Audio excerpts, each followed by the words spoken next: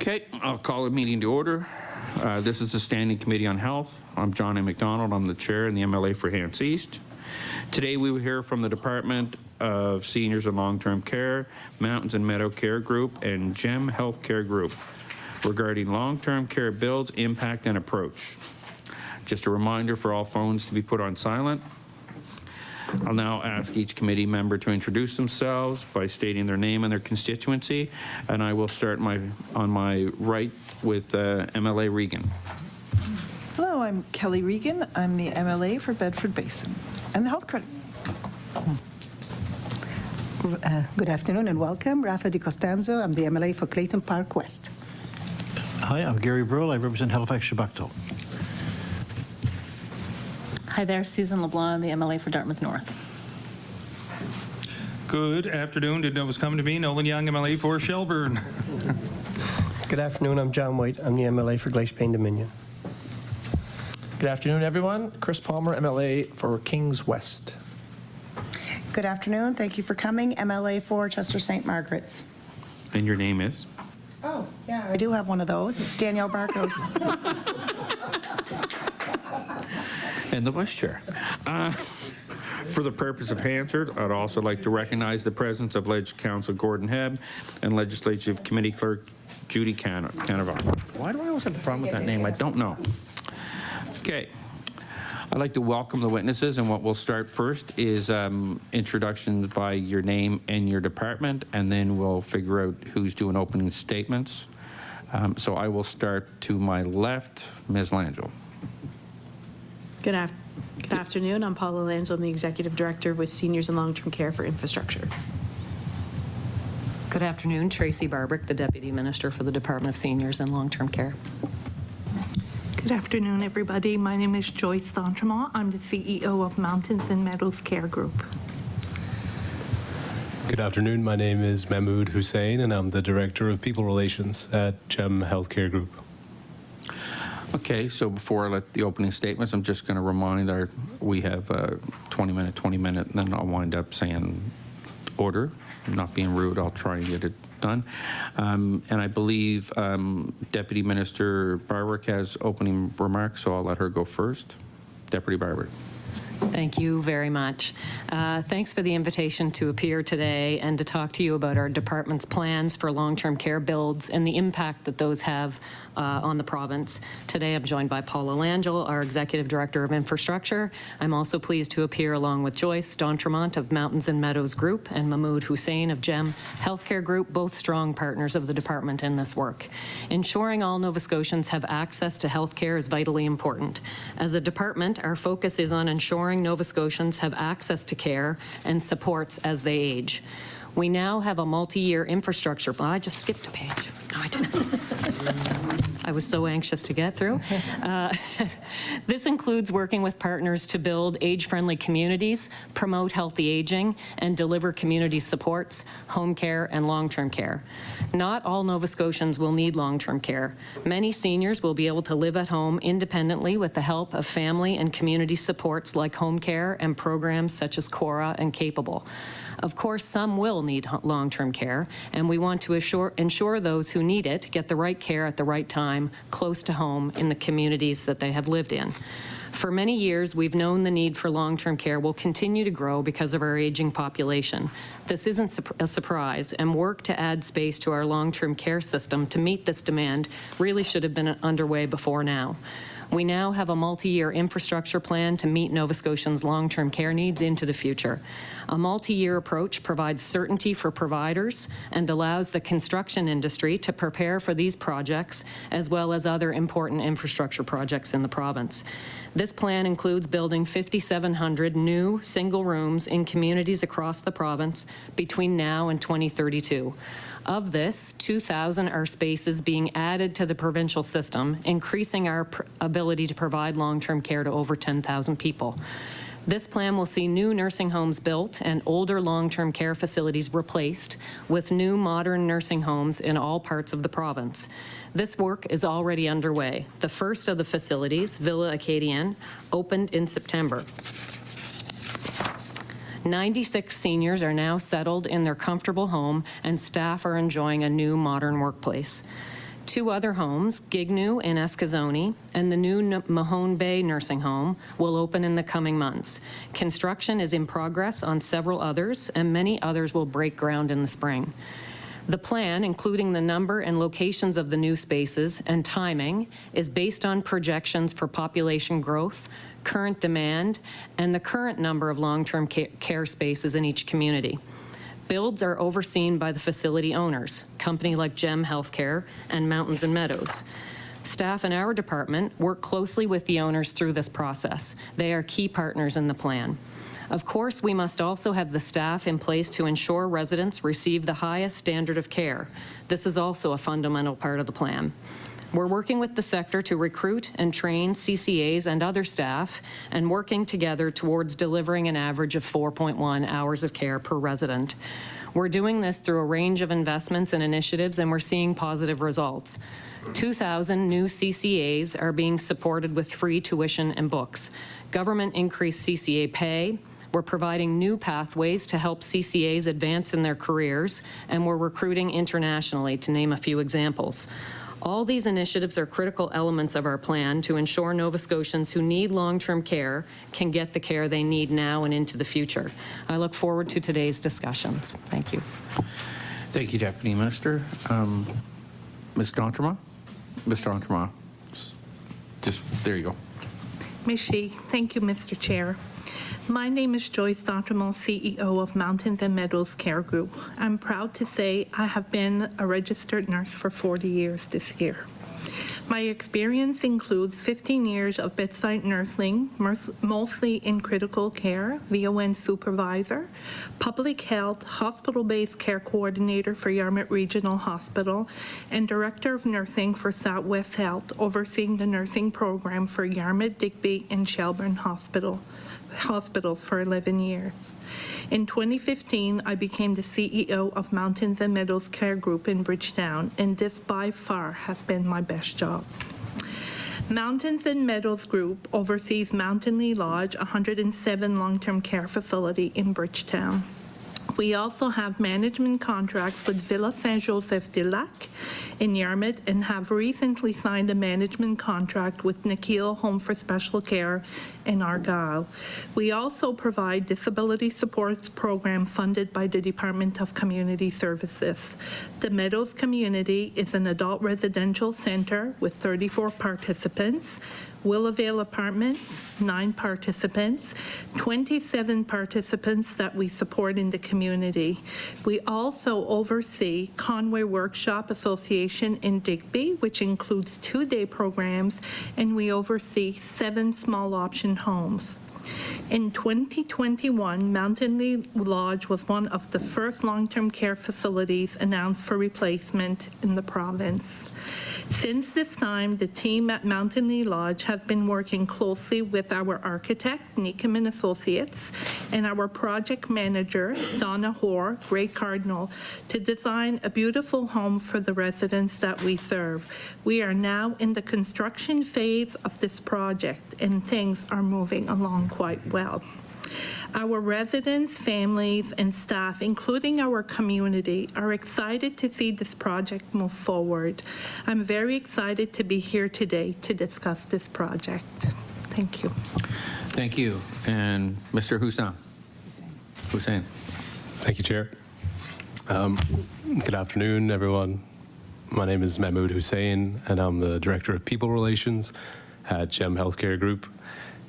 GEM Healthcare Group, some people don't know, but is a Nova Scotian and now second-generation family-run business. We've been enhancing the lives of seniors in all the communities we are in across Nova Scotia since 1979. The story of GEM Healthcare Group is certainly one of hard work and determination, and is really a kind of immigrant's dream in not just Canada, but here in Nova Scotia. My father is the CEO of GEM Healthcare Group, Saeed Hussain, and he was forced to flee his home in India in the 40s because of partition. He and his family managed to survive and relocate to Pakistan, after which he immigrated through Germany and on to Toronto. My mother, Gloria, herself is a registered nurse, she as well traveled through Europe, North America, finally landing in Ottawa, and then in Toronto, where she was a nurse manager at Mount Sinai, and they met there and married in the 70s. And after many discussions at a very tiny kitchen table in a very tiny unit in Cabbagetown, they decided they would quit their stable jobs. My dad was a senior analyst for the Toronto Metropolitan Police. My mother, as I mentioned, a nurse manager, and they decided they would get involved in something that was passionate for them. Healthcare, but not just healthcare, caring for seniors, because culturally, for both of them, that was something that was so important. So in the 70s, there wasn't really many opportunities to just enter into healthcare, especially into long-term care. They did I would say, a search from Ottawa East, and one day an opportunity popped up to move to a community they had never been to and never heard of in Amherst, Nova Scotia. And they took that opportunity to pack us up and move to a small border town. My brother wasn't even certain that they had cable and running water. He was pleasantly surprised, but Amherst didn't have all the trappings that downtown Toronto did. You know, I'm proud, though, to say that Amherst was where I was born, where I'm from. I went to school there, and even though I live in Halifax and I lived in other places since, it's always a kind of home to me. The first facility my parents acquired was actually the Lockhart facilities. It was a series of Victorian homes, if you can imagine. At the time, this is what long-term care looked like. It was 3 Victorian homes, multi-levels. A nurse, rain or shine, summer or winter, would walk from home to home, put her parka on, go upstairs 4 flights, attend to all the residents, go to the next home. And you can imagine, not so practical for seniors, not so practical for the practitioners and the nurses who were taking care of them. These homes, though, were replaced by the present-day Gables Lodge facility. It was its first of its kind in Nova Scotia, the first institutional healthcare facility in long-term care that still felt like a home. It was our first step, we say, in kind of providing seniors the care that we continue with today. Since then, we've constructed other facilities across Nova Scotia, and we like to see ourselves as leaders in transforming how healthcare is delivered. We operate many levels of senior care, not just long-term care, and we have about 2,500 full-time, part-time, casual Nova Scotian staff working for us at this time. You know, we're here today to talk about the exciting and ambitious plans government's laid out for long-term care here. But, you know, honestly and candidly, with Joyce sitting next to me as well, I feel I want to acknowledge my teammates at GEM, but acknowledge the healthcare workers, the nurses, you know, my mother and her family. That's 10 nurses, 10 RNs, and 1 physician, all Filipinas, all hard workers, all people who came to Canada and the United States to change their socioeconomic position and really add value to the places they've been. You know, as we're all aware, the government has announced lots of investment into long-term care, and we at GEM, we're happy this day has come. We're happy to be partnered in this exciting time to ensure that seniors have the best quality, best outcomes, private rooms, private bathrooms, things in place not just for infection control, but you know, quality of life that any of us would want in our own homes. Lots of natural light, lots of recreational space. You know, earlier I spoke about my family's first facility, Gables Lodge. This past December, I'm proud to say we broke ground. It's a rebuild, and it's to serve the Cumberland area. You know, we've decided in honor of the 21st Premier of Nova Scotia to rename Gables Lodge the Roger Bacon Long-Term Care Facility. It felt fitting, given that Roger Bacon and his family have been a part and have visited that facility. And, you know, any community we're in, someone you know, someone in your family is either at the facility, working at the facility, or will be at the facility. GEM is a close partner, I feel, of long-term care, our province, and we really look forward to continuing to build facilities with dignity and compassion and the highest quality of life and service to seniors, as has been our mantra from day one. Thank you, Chair. Thank you. So we'll start with the questions, and we'll start with the Liberal Party. MLA Regan. Thank you very much, Mr. Chair. So I guess first I want to say I think I don't want to speak on behalf of the committee, but I'm sure my colleagues would want to note the passing of the senior who was injured in that explosion following the snowstorm last week. I think it's devastating news. And so I guess my first question would be around the issue of ensuring that all of the facilities that are under this department's control, I want to make sure that we're doing what is appropriate following weather events, whether they are a flood or a fire or a snowstorm, but making sure that safety is at the top of everything that the department are doing.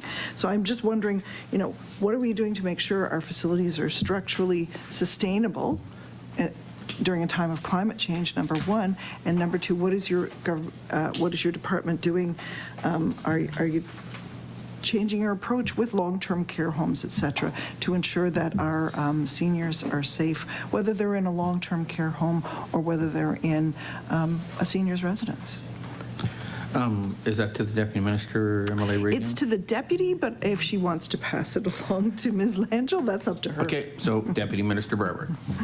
Yeah, thanks for the question. It absolutely was a tragic circumstance in Cape Breton. I do want to clarify that wasn't a nursing home in the province. It was a housing. So, I 100% take your point around how are we responding to emergencies. So I'll start, and then my colleagues, no doubt, at the sort of facility level, and Paula as well will have some things to add. But every licensed nursing home or long-term care facility in the province has to have an emergency evacuation plan.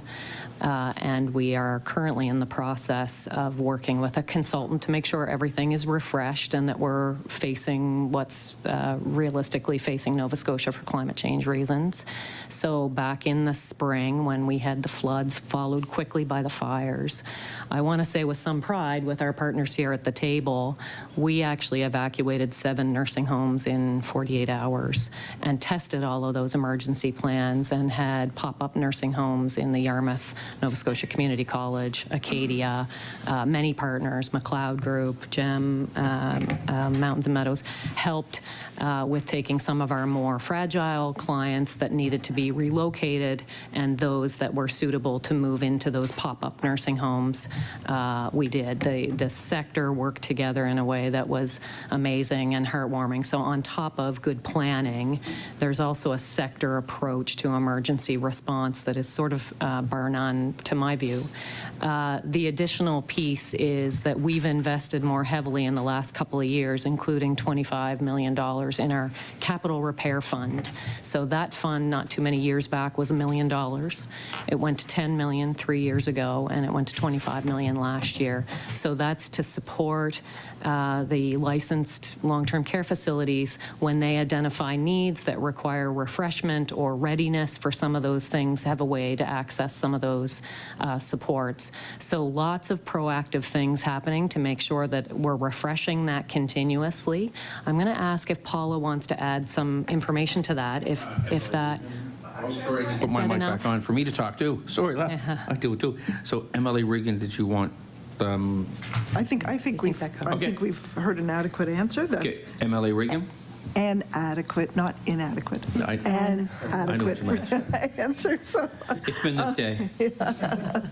So recently there were multiple announcements regarding long-term care homes over a couple of weeks, and that was regarding the expansion of long-term care homes and beds.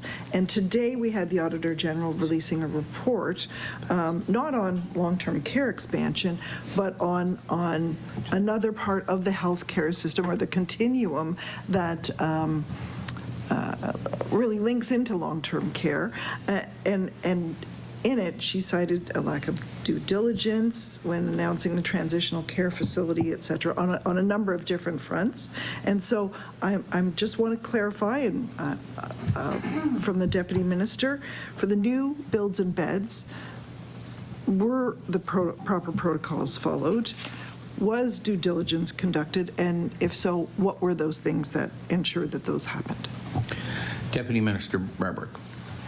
So maybe if it's okay, we'll take the same approach. I'll start, and if there's gaps that have Paula jumping out of her seat, we'll add to that. Agreed. Thank you. So there's a couple of different ways that we commission long-term care facilities in the province. One is essentially first right of refusal for a recognized facility and their operators that are in good standing. So when Mountains and Meadows required replacement, we first go to Mountains and Meadows and say, are you in for a replacement facility? In which case, of course, Joyce was. But that's not always the case. Sometimes we'll have facilities that are up for replacement. The infrastructure is dated, it's time, and maybe that existing organization doesn't want to be in the business anymore, or they are, for various reasons, selling a business, and sometimes that changes. But the policy is first right of refusal. If we're building net new beds, like we did in Central Zone when we ran the RFP almost 2 years ago now, there was no facility to replace. We were in desperate need of more capacity in Central Zone, so we put out an RFP. Anyone can bid on those projects, either for-profit, not-for-profit, societies, whatever the case may be. And it goes through a very rigorous procurement process that's audited and overseen by procurement, and the awards are given out. And GEM was one of the successful candidates for 2 facilities as a result of that. Then in addition to that, part of this 11-step process to get these long-term care facilities built, it's quite rigorous. Paula and her team are attached every step of the way.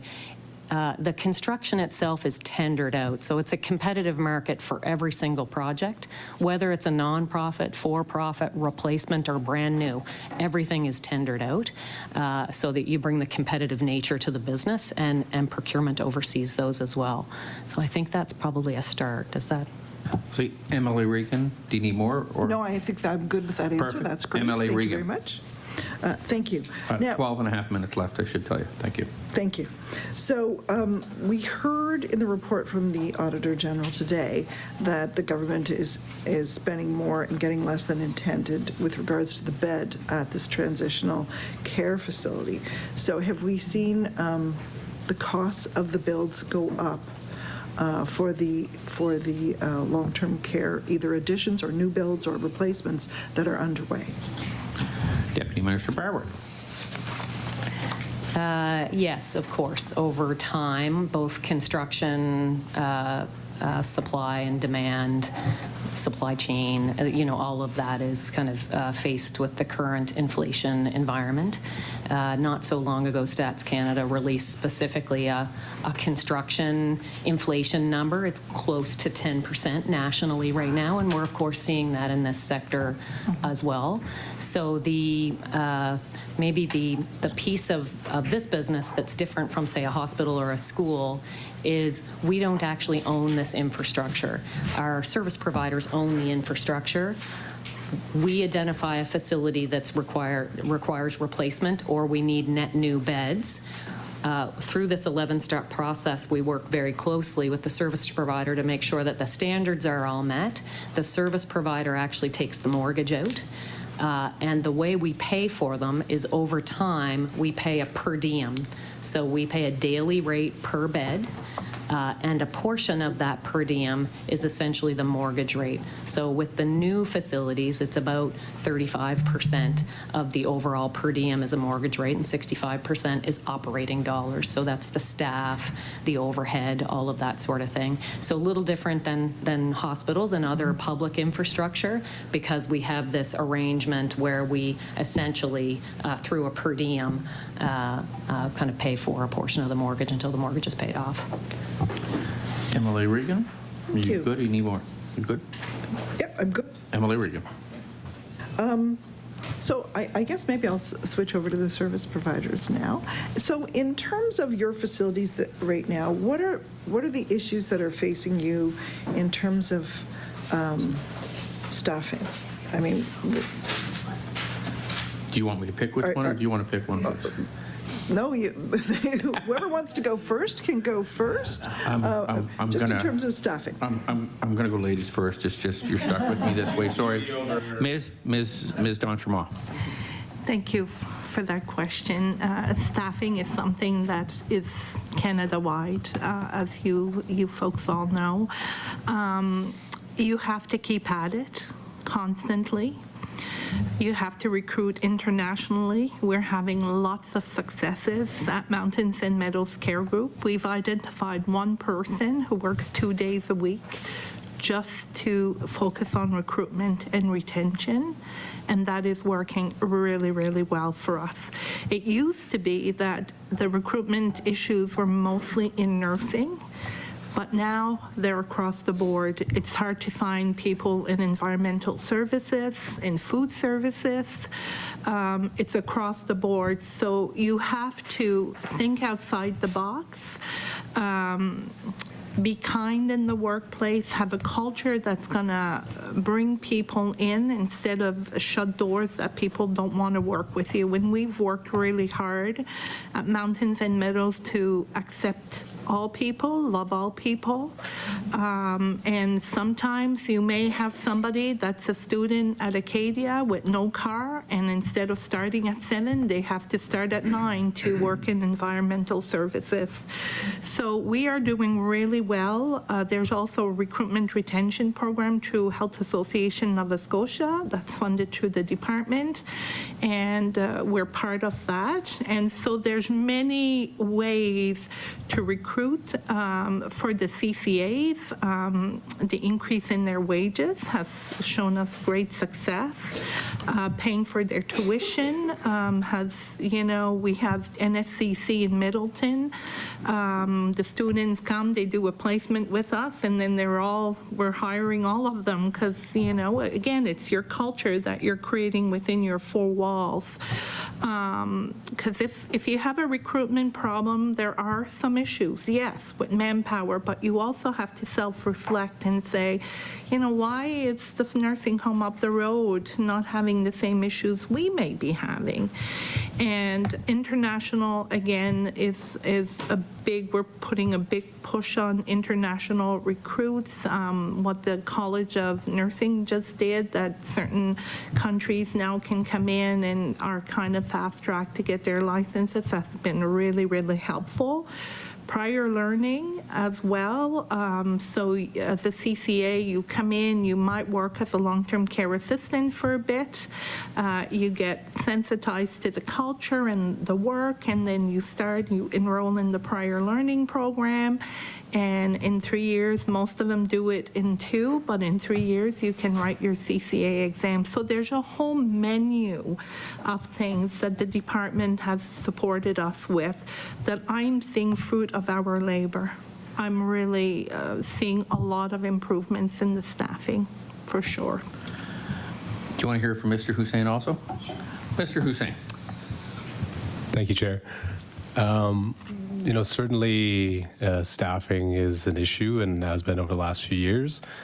Proudly, I would say over the last decade, GEM Healthcare has helped bring in more than 500 families from across Philippines, Asia, Central Africa. We always just saw it as a thing you do, which is to help bring your people back or to where you are. Now it's some places it's like a mandated policy. People need to be more diverse, equitable, and inclusive. But we always saw a benefit from it. In the fall, we partnered with the province and went to the Philippines to recruit more healthcare workers. GEM Healthcare Group has partnerships with the government of the Philippines, one of the largest recruiters there, and the College of Care Training. They offer many trades, but TESDA it's called. We work to try to get a more parity kind of training so that people could be trained almost as CCAs there and come here, so no longer this labor arbitrage of us bringing in registered nurses to clean people's teeth, not work within their scope of work. We also partnered with the last government. We worked really hard, myself and one of our senior staff, Tara DeVoe, to create the Earn and Learn program, subsidized and paid on-the-floor training for CCAs. My mother actually was the first one to teach undereducated women in Cumberland County in 1979 to become caregivers at Cable's Lodge, the same facility I mentioned. And we did that till, and then on into Spryfield, where we were located until the early 2000s. It was regulated away to the private colleges, but we partnered with CBBC 3 years ago now, and we just said, you cannot have more CCAs unless, single mothers who have another job and have a second job by raising kids, unless you incentivize it and actually give them the possibility, we won't be able to train. So now, we're proud to say that's the model that seems to be working really well, and kudos to the province for funding that and allowing us to create programs for retention, for staff training, for the long term. And as Joyce mentioned, the work culture is a big deal. Taking care of seniors, taking care of people with mental health challenges is not easy work. And who knows really what the dollar value is to remunerate someone for doing that. But people do it because they love it and because they love to help people. We try to make GEM a culture that recognizes the work they do because, we leverage that care and that interest. So like Joyce said, a lot of initiatives to show people that we care, that we invest in the work they do, in the safety and their quality of work. I think that has proved the best return for addressing staffing issues. Thank you, Mr. Hussain. MLA Regan, with about 5 minutes left. Yeah, so Deputy Barbrick, we've heard that staffing is a big issue in long-term care from the unions that have appeared before this committee over recent months. Do we know what the current staffing vacancies of CCAs, LPNs, and RNs are across long-term care? Deputy Minister Barbrick. Thank you. Yeah, we've done a lot of work in the last 2 years to have a really good clarity on the answers to those questions, which we really hadn't had as a system before. The mandatory CCA registry, which is now fully implemented, has been a big help on that front, as well as kind of standardized ways of collecting that information. So we know long-term care generally has about 10% vacancy across the system. That encompasses clinicians, non-clinicians, and of course it varies significantly by facility and by geography. So we continue to have some reliance on travel nurses, and those are facilities that tend to be at significantly larger vacancy numbers. So with the free tuition and the wage increases and the 4.1 hours, more people on the floor to help each other, those things are all showing success. The recognition of prior learning program that Joyce referenced a couple of years ago, there was about 300 people per year that were making their way through a recognition of prior learning process that had either had been educated somewhere else in a different type of program or had worked in a facility as an assistant in a different way. We actually put 700 people through that program last year. So those are all, it's a multi-pronged approach to try to fill that workforce need for sure. MLA Regan, with about 3 minutes left. Thank you. So how much was spent on travel nurses through the long-term care facilities in 2023? Deputy Minister Barbrick. Apologies, Chair. Oh, we do it, don't worry. So the year before last, we spent about $48 million. We're forecasting for this year, we're probably down around around $35 million for this fiscal. So that is, an indication that, some things are moving in the right direction. Of course, our intent is not to be reliant on travel nurses in the long term. That's a result of a kind of lack of attention to the continuing care workforce for too long. So we're now playing catch up a little bit, and we need those travel nurses to keep those nursing home rooms open and make sure that they're there to help take the pressure off the hospital. So we'll use them as we need to, with hopes, of course, that we'll be able to tail that off as quickly as we can. MLA Regan. So we heard there's about 10% vacancy across the sector. Can you give us an idea how many positions that is in each of the sort of healthcare categories, like nurses, LPNs, CCAs?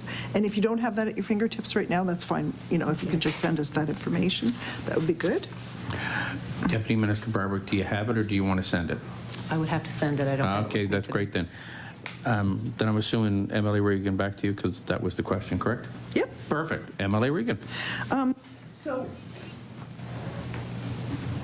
what's the total number of people waiting to get into a long-term care facility right now? Deputy Minister Barbrick. Thank you. About 2,000 people, give or take a couple. We've got about 175 that are waiting for residential care facility, which is a lower level of care, and the balance of those are waiting for nursing home beds. About 75% of those people would have home care at home while they wait. MLA Regan with just under a minute. Okay. So in terms, was this, those numbers, the 2,000 figure, was that factored into, and I think I heard that in your earlier remarks, but was that factored into where nursing home care beds were actually announced? Were they announced in places where they were needed? Deputy Minister Barbrick. Thanks. Yeah, the modeling that we did to determine where we would place replacement and net new beds really factored in a number of things. One was the condition of existing facilities, so we did a province-wide engineering assessment of all of our facilities around what condition they were in. The second was population projections, the latest ones that we had that had been released by Stats Canada. And I meant to mute it so it wouldn't do that to me, and I guess I don't know how to use my own phone. Sorry about that, Deputy Minister Barbrick. And it will be, next 20 minutes is for the NDP. MLA Burrow. Thank you. Ms. Barbrick and Ms. Langille, I wanted to ask some questions about the ownership structures of the new build. So we've had for a long time in Nova Scotia a feature of the sector has been the balance between for-profit and not-for-profit parts of roughly equal for some time, 40-some percentage. In the new builds that are at some level in train at the moment, what is that balance between for-profit and not-for-profit facilities? Deputy Minister Barbrick. Thanks. Do you mean specifically the central zone facilities that are being built? MLA Burrows. I'm thinking of the 2,500 new rooms that were proposed, those that are involving new construction, what is the balance between for-profit facilities and not-for-profit facilities, approximately? Deputy Minister Barbrick. Yeah.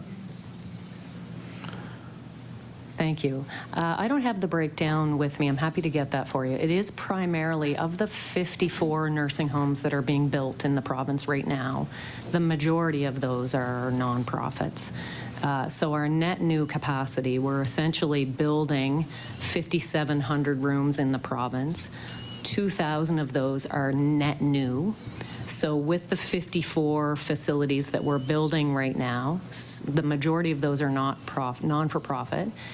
And the additional capacity of that 2,000 net new will go from about 8,000 licensed long-term care facilities to about 10,000 long-term care rooms in the province. The majority of those are non-profit. And because of the first right of refusal kind of policy, the only time we go to market, so to speak, for new net new beds is through an RFP process, and then either can bid. So with that RFP in Central Zone, there are 7 facilities that were successful in that. 2 of those were Northwood, and the others were other local businesses in the Central Zone. But of the 54 nursing homes that are being built right now, the majority of those are nonprofit, but I don't have the numbers with me. So the clerk will get you a reminder to get those numbers for us. MLA Burrow. So the balance is it's not as it had been, kind of about roughly equal. It's more province-wide now. The new rooms that are being opened are, and the new facilities being constructed, you're saying are in the considerable majority in the private not-for-profit sector. Deputy Minister Barbrick. Thank you. Yes, so of the 54 that are being built right now, there are only 9 of them that are part of that new RFP. The rest of them are all nonprofit. So of the 54 that we're building right now, by large majority are nonprofit replacements. MLA Burrow. So I'd like to ask about the financial model for the 9. So you've spoken about how it works through the per diem, but can you explain how it works differentially, how the model differs between a for-profit long-term care facility and a not-for-profit long-term care facility, and where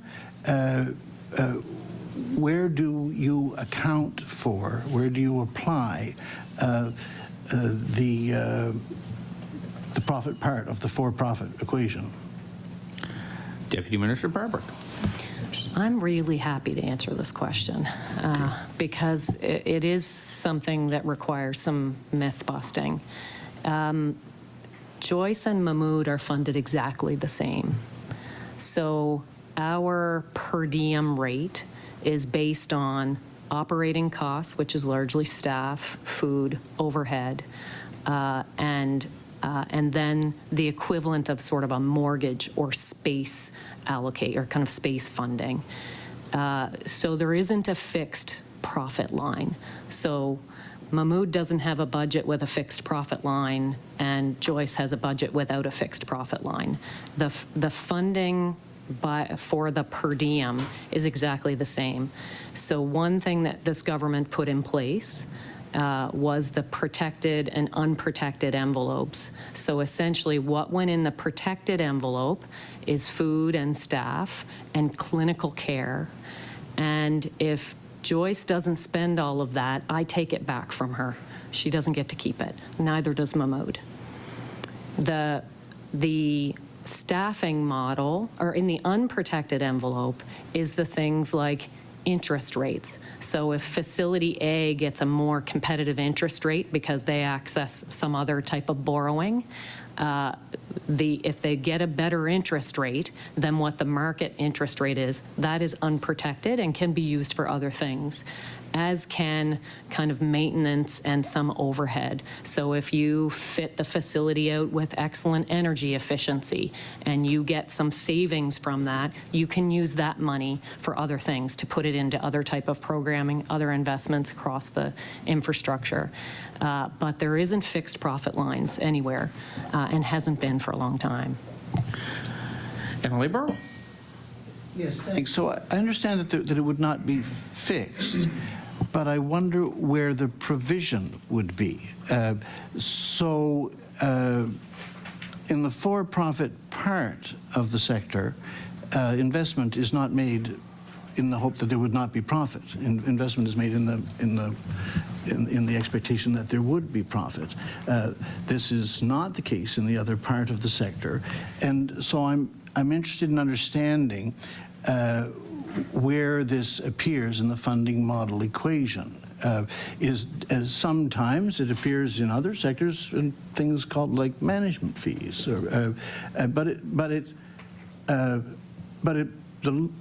the economic logic is it must appear somewhere. Otherwise, the for-profit part of the sector is not able to attract investment. So I think people, when they hear the discussion about the two parts of the sector, would like to understand, and I would like to understand, where does the profit come from if, in fact, both parts of the sector are on an identical model. In other words, it's not entirely intuitive or logical. Deputy Minister Barbrick.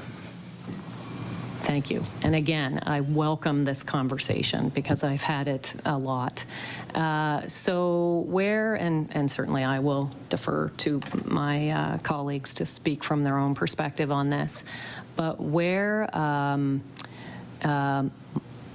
owner of multiple facilities finds their efficiencies is through economies of scale. So if I own 4 nursing homes and I can align a maintenance contract that gains efficiencies for me because I have 4 facilities. So if I, in my own house, bring a plumber in, I'm going to pay $300 an hour for a plumber. If I own a host of facilities and can afford to have a plumber on full-time salary or part-time salary, I'm going to gain efficiencies from not having to pay that overhead for an external contract. So economies of scale is a place where that profit is largely found. I do want to, though, because it's just by fluke that it's Joyce with Mountains and Meadows that here, not by design as part of this conversation, but you would have heard Joyce talk about in her opening comments all of the other nonprofit nursing homes that she is now working with service agreements or management contracts. So the opportunity that's found in that mirrors what is found for GEM with having multiple sites. So Joyce and some of her colleagues are starting to find really interesting, creative ways to work together for things like bulk purchasing, common accounting contracts, where they're working closely together across the nonprofit to find that kind of efficiencies. And that's what we want, so that they can, if there's costing in their funding formula, that then frees up money to invest further back into the programming, then that's what we want for them, is to be able to mirror that. And I don't know if you'd like to hear more, but certainly both of my colleagues would have perspectives on these things. That's probably value in the effort to deepen your understanding on how that all works. Emily Burrow, with 10 minutes left, would you like? Well, please. Okay, so I'm going to do the reverse. I'm going to start with Mr. Hussain, because I assume you want both, Mr. Burrow. So to be fair, Mr. Hussain. Thank you, Chair. Well, like DM Barbrick said, I wouldn't know how to do this without a certain scale, you know, and addressing some of the labor questions that were earlier. When you have a facility of any size, you do need, for example, someone to keep up the maintenance of the facility. Now, if you have a 15-bed facility, or if you have a 120-bed facility, you still need a maintenance person, but obviously in the 15-bed facility there are less demands. So we certainly found efficiencies by having multiple facilities, and certainly we have facilities right next to each other. It's kind of the only way that it does make sense, and we've been able to do it. And honestly, the work effort of everyone on our staff, and I'm certain on Joyce's staff, to be able to handle what some people might think is a full-time job, but to be able to efficiently do the accounting for multiple facilities at the same time is the only way as an operator to make it all kind of make sense. Thank you, Mr. Hussain. Ms. D'Entremont. Thank you. Great discussion. Thank you. So we're relatively new to having management contracts with other facilities. So as I said in my opening remarks, we have one with Villa Saint-Joseph-de-Lac in Yarmouth, and now we have one with Langille. So I have an accountant, a chartered accountant on my staff. That's a costly position because usually you have a bookkeeper. That means that my chartered accountants can oversee the financials for Mountain Lodge, Villa Saint-Joseph-de-Lac, Langille, under the cloud-based accounting system, because he can do it from anywhere, plus all my DCS facilities as well. We have a big organization. There's I think 4 year-ends now to be done. So instead of hiring a chartered accountant at every single facility, we have one who's overseeing all the bookkeeping, all the financials, reports at the board level on that, and then we can hire bookkeepers in the facility. So that's an example. Another example would be HR. Instead of having HR positions at every facility, I have one at Mountain Lee Lodge, and that person is helping and overseeing some of the recruitment and policies for the other nursing homes as well. So that's kind of the efficiencies that you can find with having more than just one facility. MLA Burrow with about just over 6.5 minutes. Well, certainly there's no question that economies of scale yield contained expenses in any sector. That long-term care would be no different than any other sector.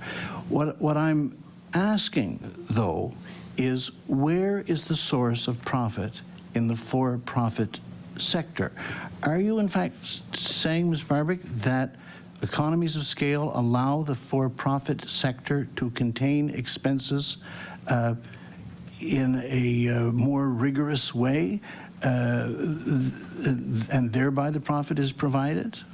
In other words, there must be a source of the profit itself. There is no magic in these economies. So we know we can get towards that by economies of scale, but if that's the only source, then surely there's a tremendous incentive in the for-profit sector to contain expenses. Deputy Minister Barbrick. Yeah, I think the safeguards that that you're kind of exploring is this concept of a protected envelope. So the clinical staff, as it relates to, for instance, the 4.1 hours of care, so we went to the 4.1 hours, it's a leader in the country, that clinical envelope for both Mountains and Meadows and GEM is a protected envelope. If there are inabilities to fill positions, the money comes back from both forms of operation. So there isn't an incentive, for instance, because what I've heard from time to time is that people will run, that's a good point, that people will run short nurses or short CCAs or short LPNs because that's where the profit comes from. It's just not true. If they are short CCAs, LPNs, or RNs, the money comes back to us. And that money generally has been repurposed to focus on HR recruitment efforts, including all of the things that we've talked about to some extent. So there's some funding that comes that way. The unprotected envelope is where the efficiency can be gained. So the standards are the same for all facilities. Our licensing and inspection team is in every single facility in this province at least twice a year, more if there's reason to have any concerns. And all are required to meet the same standards.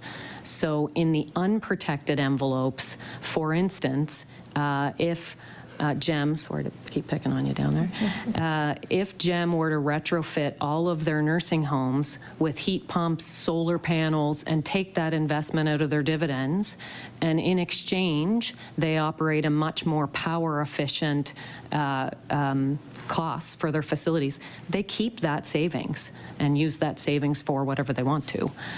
So that is the issue with the protected and unprotected envelope that was put in 2 years ago.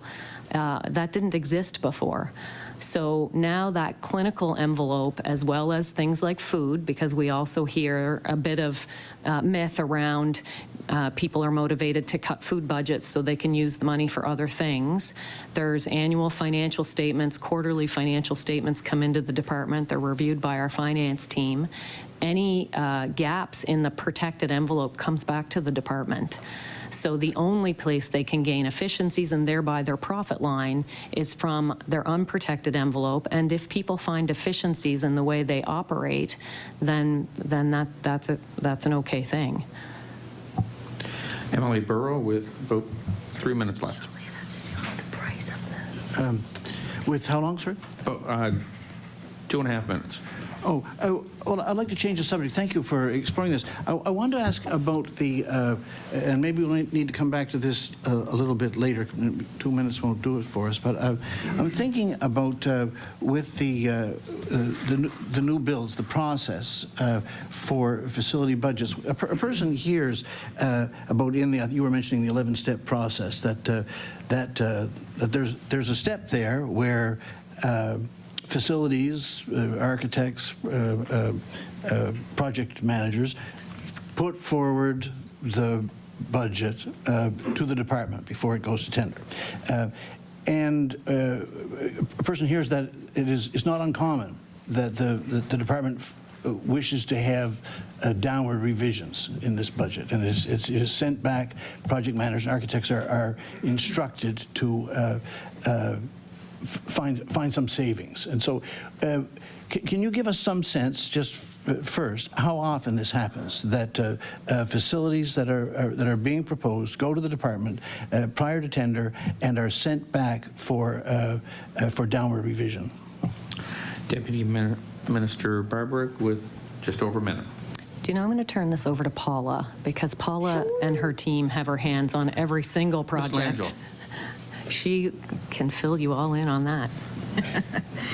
So thank you for the question. So we have had a few organizations that have come to us with project budgets or designs that may be a little richer than we would prefer. So we've had great conversations with our service providers about understanding the need for some of those additional spaces, some of the cost, and we really have collaborative discussions with them about understanding the need for it, the rationale behind it, and just asking them to sort of look at their design and make sure it's as efficient as possible.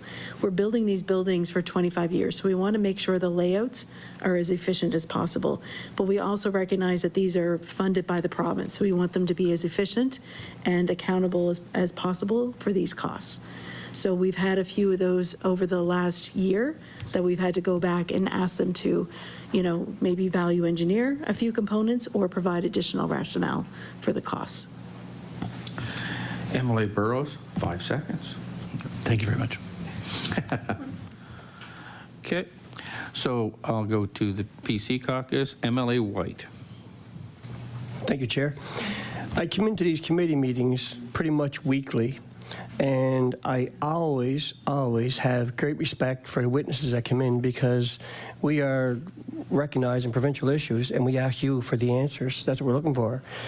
But I don't want to go without saying, Mr. Hussain, I'm extremely honored to meet you today, to hear your story about your family and coming here and making life for yourself, and now to hear you talking about providing that same opportunity for other folks who are looking to relocate.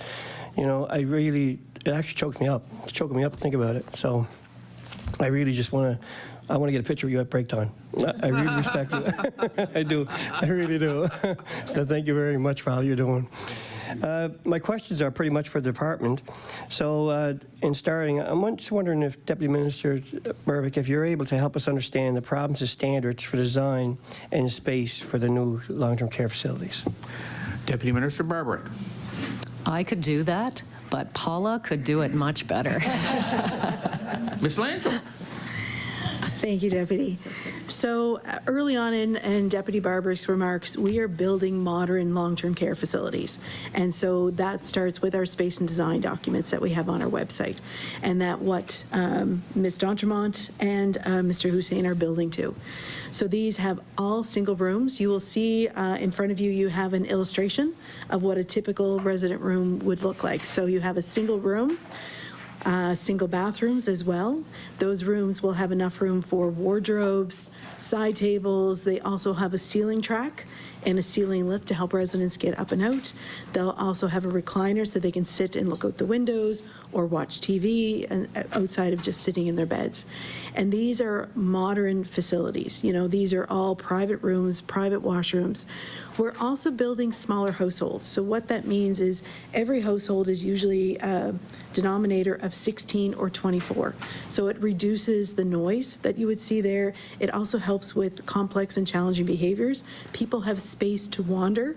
There's often wandering loops for residents that like to wander. We also have large open spaces where they have common areas for their activities, their dining, just social engagements that they have on the households, which is really wonderful to see. We also have ensured that these facilities are secure to help monitor egress, so residents who may be exit seeking aren't able to get outside the facility without being notified, the staff that are nearby. We also have improved the abilities for infection prevention and control. I think the pandemic has really shone a spotlight on the need for improving some of our spaces. So having smaller households, private rooms, private bathrooms really help control the spread of infection throughout the facility, which is wonderful. It also improves safety standards for both the residents and the staff, because you have more space. They have the ability to, take pride in their ability to be independent, have choice in when they get up, where they go, if they want privacy, if they want, to social engage with others, they're able to do that. We also, in these new standards, have a dementia-friendly design. So we have a strong prevalence of those seniors that are going into long-term care that have dementia or Alzheimer's. So we want to make sure the design is very, inviting to them and accessible for them. We also have capped the size of the long-term care facilities. We don't go bigger than 144. Try to reduce that institutional feel that we may get with some of the larger facilities. We also ensure that these are being built in residential communities. These seniors are still part of the community, so we want to make sure it stays in residential communities, which is very important. These facilities are also building community connections rooms, so you can invite the community in. It could also provide, regular activities through holiday functions, local volunteers coming in, Lions Club, others, which is fantastic. We also, outside of most of these bedrooms, we have something called a memory box. So it's a great way for residents to sort of have a site cue for finding their room. So there's a box outside the rooms that will have mementos, things that are of personal importance to them, so they know that that is their space, which is very wonderful for some of our residents. And also with these facilities, recognizing that we are building for the future, we are asking our operators to build them 25% more efficient than current building national energy codes, because we do recognize that we are facing carbon taxes. So this is a great way for us to start building our facilities for the future as we move forward. But these are fantastic. They are a lot bigger than what we currently see. Most of these footprints, because you're doing all single rooms, single washrooms, smaller households, the footprint is probably doubling, sometimes tripling the facilities that they're often replacing. So the other key component that we want to make sure is that with the smaller households, it's less travel distance for residents and also for staff, so that they're able to be as efficient as possible for when they're caring for residents, moving to and from their rooms to activities or dining, that sort of thing. But also for residents who are wandering, that they're able to move to activities without having to sit down and take a rest, that sort of thing. But overall, these are going to be beautiful facilities. With Villa Acadian that just opened in September, it was a wonderful grand opening ceremony. We had the residents were thrilled. We heard opening remarks from the administrator, talked about residents haven't stopped smiling since they moved into the new facility. So we're very looking forward to all the new facilities that will be opening in the coming years. MLA White. You've answered many of my questions, but I will tell you, I spend a lot of time in a long-term care facility myself. My dad's in one, and I probably know most of the residents because we spend time outside, out in the hallway, talking with them by name, and it's kind of a clutter.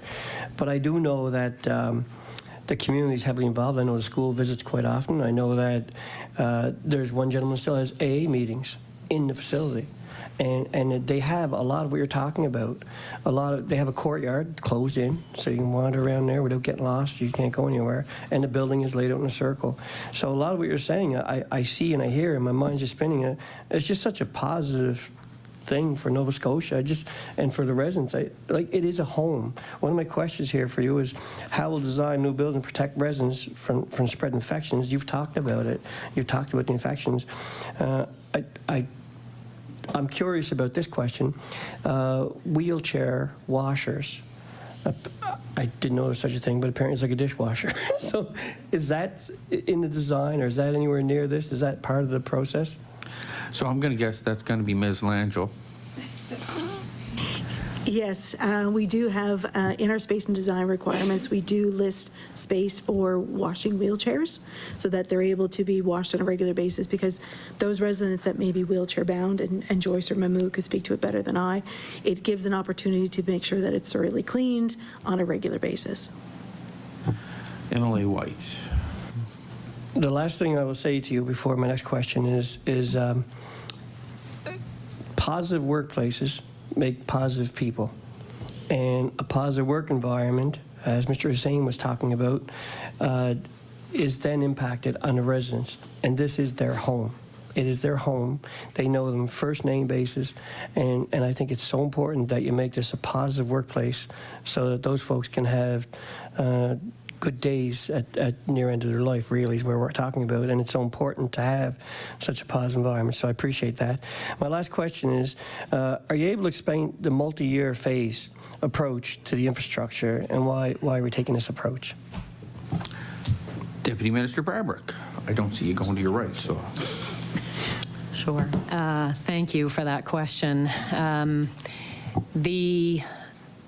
Historically, with long-term care, organizations have not known when they could expect and look forward to replacement time and how long they have to keep these facilities at what level. Not that anyone would kind of fail to maintain it at a certain point, but when you've got facilities that are 50, 60 plus years old in the province, it gets hard with the level of activity in those facilities to maintain them for that length of time.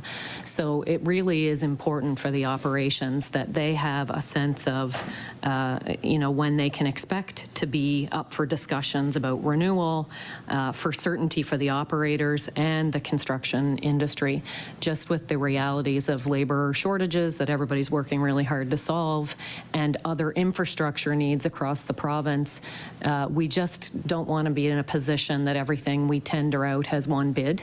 That's not a terribly competitive place to operate. So providing certainty both for the construction industry as well as the service providers and families and communities, where these are very important pieces of infrastructure for all of the reasons that we've talked about: community access, engagement in the community. People are looking for certainty into the future. So I know it would be, if you could snap your fingers and replace 54 facilities at once, that would be a wonderful thing. It's not practical. So the ability to provide certainty for the sector is really what we're going for, and why we've chosen to do really a 9-year multi-year plan. MLA White. Oh, sorry, MLA Young. Thank you, Mr. Chair. Previous life, I guess it was municipal councillor, and I would have sat on a manor board in the past, and I think 2 governments ago we were going to have a replacement, and the previous one we were going to get it replaced, and there was some selective amnesia. It didn't happen, but this time it seems to be happening. That's exciting. So I guess my question is, how did you decide which facilities would be replaced? Deputy Minister Barbrick. See, I got to put mine on too. Thanks for that. And Paula can certainly fill in gaps, but it was a pretty rigorous process that was really driven by a number of factors. One was this an engineering assessment of all of our inventory in the province to determine what kind of condition it was in, because we really didn't have a comprehensive view of that. Our licensing officers are in and out a lot, and they have observations, but not in kind of a rigorous approach to assessment. So step one was really assessing what we collectively have in the province between us and the service providers.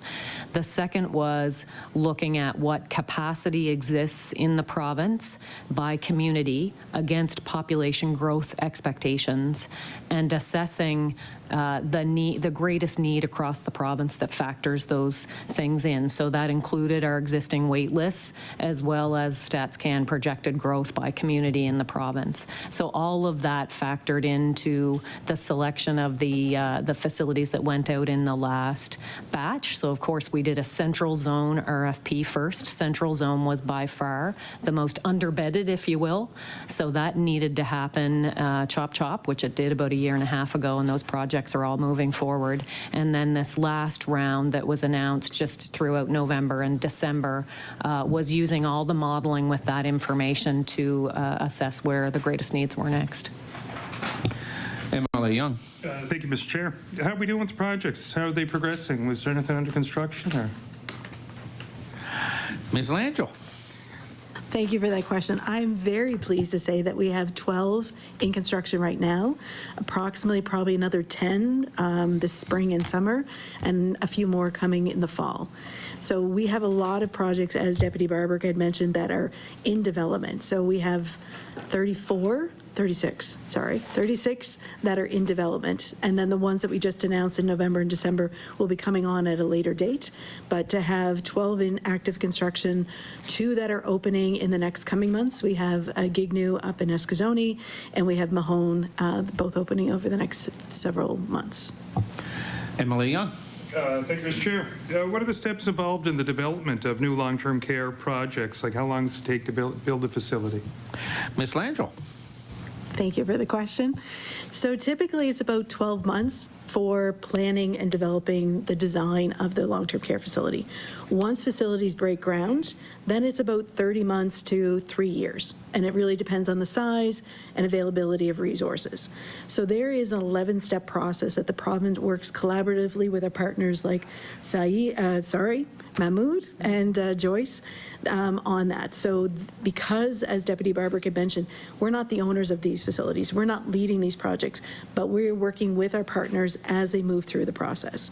So that 11th step is for them to hire project managers, so they have qualified consultants to lead these projects. We have design firms that work through that. They develop the functional programming. So when you're going from an existing long-term care facility to a new nursing home, it's an entirely different concept, you know, single rooms, smaller households, infection control, all of those pieces. And then they work through finalizing the design. Once they finalize the design and the project budget, then they're able to break ground like Mahmood and Joyce have done this past few months. Did you change your mind? That you? Okay, so MLA Young with just over 5 minutes left. And just super quick here. You touched on it before, but how are these builds funded? Deputy Minister Barbrick. Thank you.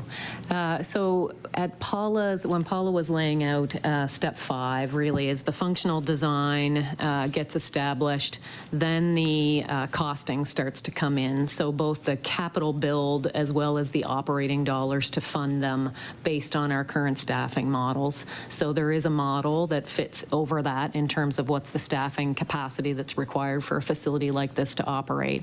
So that's where it gets determined what would the per diem be if the total build cost is X, then we know that we're doing a 25-year deal with the provider, and then the annual budget gets established based on what that per diem is. And then the portion of that per diem is largely 65% operating, 35% build for the 25-year life of the mortgage. We do have fixed CPI increases, so all of our service providers get annual CPI increases to reflect inflation. We don't want to have that kind of available budget shrink over time just by a function of inflation. So that's been addressed about 1.5 years ago, and that establishes the budget for year over year for 25 years. MLA Palmer with just under 4 minutes. Thank you, Chair. And I would just like to just briefly chime in on something my colleague brought up earlier in your response to emergencies or unexpected events, so whether they be related or weather-related or something happens at the facility. I just want to give the kudos to the department. We had a couple situations at Grandview Manor in Berwick over the last year, and I just want to, on behalf of our entire community, commend the department and all the partners that worked with Grandview Manor at the time to basically relocate many of the people living in that facility, and it was done efficiently, safely, compassionately, and I just want to give kudos to the department and all the partners for thank you for everything you did for those residents and their families. So thank you for that. So there's a lot of happy people around Kings County and Berwick area with things coming with a new build at Grandview Manor. And I guess a question that I'm asked quite a bit, and maybe people around the table would like to know the answer to this, and know some of my residents do. What happens to existing facilities when they are replaced? Because people say, what are you going to do with it? Maybe it could be repurposed for something, but there's probably a process that you go through as far as evaluating that. Maybe could you talk about that? Maybe I'll invite the deputy to speak about that, if they could. Deputy Minister Barbrick. Yeah, I might suggest two things. One, Paula can certainly lay that all. There's kind of fixed policy around that. And then Joyce, I mean, you have an early facility replacement coming, and I know your community is having some thoughts. So if that doesn't take too much time, it wouldn't be a bad tag team to have that conversation. So we've got 2 minutes, so who wants to start? Maybe not. I'm looking at it going, okay, Ms. Langille. As Deputy Barbrick said, we do have a policy. It's about the organizations have the option to retain the building. They can sell the building, they can demolish the building and sell the property. Those are the three options. And very similar with those options, we do recognize that there are lots of other needs of the province currently, and those are discussions that we would have collaboratively with our colleagues at other departments and along with the operator. Joyce? Ms. D'Entremont. Thank you, Mr. Chair. So what my board has done, we've been having ongoing discussions with Housing Nova Scotia, because we all know we're in a housing crisis. And the board has formed a subcommittee of the board just to look at the old facility. They've brought in partners, municipal government partners, to form a committee to look at the future for the Old Mountain Lodge that the department has been very generous in investing a lot of dollars as things were projected to, like the boiler room and flooring and new windows, a new roof, etc. So the building is not good to serve seniors. It's not a good nursing home because the space, the bathroom situation, etc. But it could be repurposed for something else, and we're very, very interested in seeing what we could do with that. So that's where we are. So we're talking to a lot of partners right now and just deciding, and then we will bring a proposal back to government as to what we feel should be done with the building. MLA Palmer with 12 seconds. I have to apologize to my colleague, MLA Barkos. I think I just stole one of her questions. But I will have one more when we come back in the next round. Okay, thank you. So the next round will be 7 minutes each, and we'll be starting with the Liberal Party. MLA Di Costanzo. Thank you, Chair. Thank you very much. I'm going to start my question, if you don't mind, regarding care plans and the actual what's happening on the ground, whether it's non-profit or private, and what is that relationship between you two and the department, the accountability, the reporting. So that's where I'm heading. I've met actually with Kay Jacko, I know, who wrote to the minister and met with a few people. I met with the ACE team and Kay Jacko, and I was actually stunned at the different things that she reported, and you have all that information. She has complex medical issues, including she has lost her eyesight. Her care plan she's actually able, she's not very old, she's not senior, but she has, because of her medical issues, her complex medical issues, that's why she is at a long-term care. She's complaining about having 4 or 5 UTIs in a very short time, bed sores, no one cutting her toenails. She has diabetes. She's been given, her diet is not looked after at all. She gets fruit from the cans, with lots of sugar, even though she's diabetic. So what I'm trying to look for is there an independent audit with the goal of documenting the active use of care plans and a daily care for long-term care residents? Emily, because I'm just going to ask you something. I paused. You had her permission to discuss this in public, yes? Yes, yes, Okay, yes, perfect. 100%. No, no. And I paused your time for me to ask that question, Oh, by I the way. apologize. So No, no, the letter has gone to the department with the minister. I know, They but have all of it. we discussed it in public, so this isn't, so I just wanted to make sure. 100%. All right, I She wants to- apologize.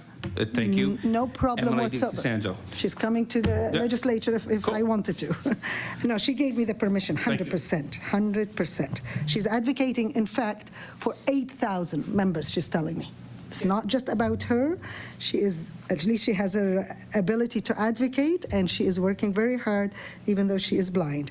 So I would like to know just the relationship and how things are done in monitoring and the accountability and the reporting between the facilities and the department. Also, the facility providing ongoing training to staff. We know there's shifts and they change constantly, and that care plan, how is that being monitored constantly? And to the medical availability of doctors and knowing these care plans. And one other issue, if I may, that wasn't on the plan, but I should add, as immigration is increasing and the population of diversity is increasing, that new group is going into long-term care, even though in our cultures we never did. So my mother-in-law is at a long-term care here and have my parents now in Ontario. So I'm comparing it daily for the last year. My mother-in-law is 93, has reverted to Italian. She cannot speak a word of English anymore. She spoke English for 50 years. How are we planning for the future for our immigration in the staffing and making sure these facilities have the languages of those larger community populations? So now you have, in the 50s and 60s, it was the Greeks, the Italians, and the Lebanese who came. How are we adjusting maybe our food plans, something towards immigrants and new immigrants who are in that category? What are you doing to that in their care plan, in that aspect of it as well? Sorry, go ahead. Deputy Mr. Barbrick. I'm not really sure where to start. That's a long list. So let me start. I won't be talking here today about any specific cases. It's not appropriate for me to do that. In terms of care plans, so the policies for service providers are all online and very, very public. So the need to have specific care plans is well outlined there. Our protection of persons and care team and our licensing and inspection team, their bread and butter, if you will, that are highly qualified health professionals, including physiotherapist, occupational therapist, pharmacist, registered nurses. That team, what they do is inspect at least twice a year every nursing home in the province and respond to complaints through the 1-800 phone line.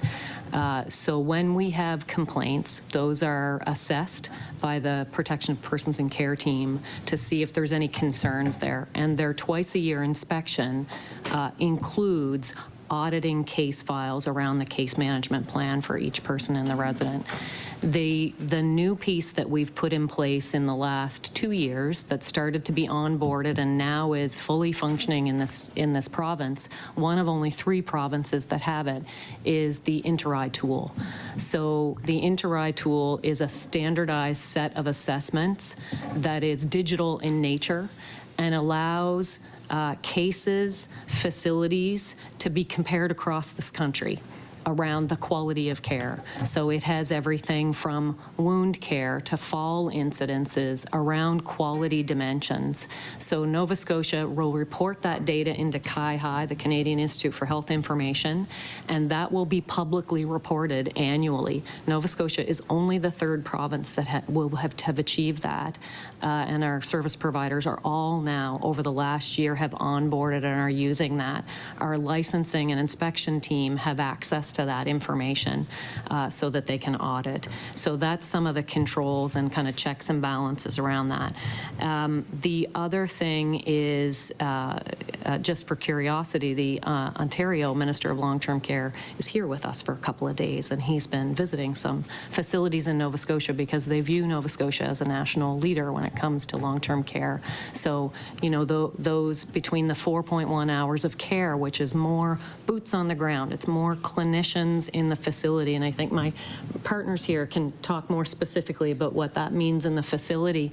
But I would, if it's okay, Chair, I would like them to have the opportunity to speak about care planning at the facility level with the resident. We have the oversight and auditing responsibility, but these are actually the service providers that do this every day. I'd love them to have the chance to talk about this.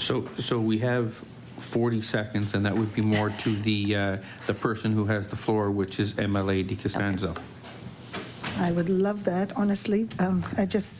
Whatever you can say in 40 seconds, my dear, go ahead. Okay. Ms. D'Entremont. So 2 weeks after a resident is admitted to long-term care, we sit with the resident, their substitute decision maker, whoever they want to bring to the table. That's multidisciplinary. We have CCAs, RNs, LPNs, our physio, medical director, if he's there. We hear what their likes, their dislikes, their routines, what means, what activities mean to them. Order. Sorry. The time, and I had to reset it because it started counting for the NDP. Apologize. So it's MLA Burrow. Thank you. Well, I was wanting to come back to this question about the facility budgets being presented prior to tendering, and so you said, Ms. Langille, that this had happened in a few cases. Can you characterize then what are some of the things that have been removed from the project proposals or cut in response to this sending back of the original document from the department? And relatedly, then how can the government provide confidence that that this is not having a negative impact on the things that are really required by residents in the new facilities being built? Deputy Minister Barbrick. Yeah, thanks for that. And Paula, certainly, like I say, every one of these projects, she and her team are deeply involved. But the facility design standards are on our website. They're very public. They actually identify the requirements for a nursing home in this province, including things like square footage. So Paula will speak more articulately about specific projects if need be, but generally where we've gone back and forth and what my father would call sharpening your pencil is where the limits of that standard are pushed.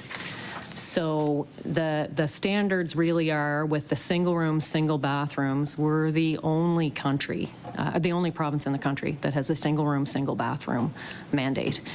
So that's job one. The infectious disease piece is the other. So when service providers are outside the limits of that standard, that's where we end up having additional discussions.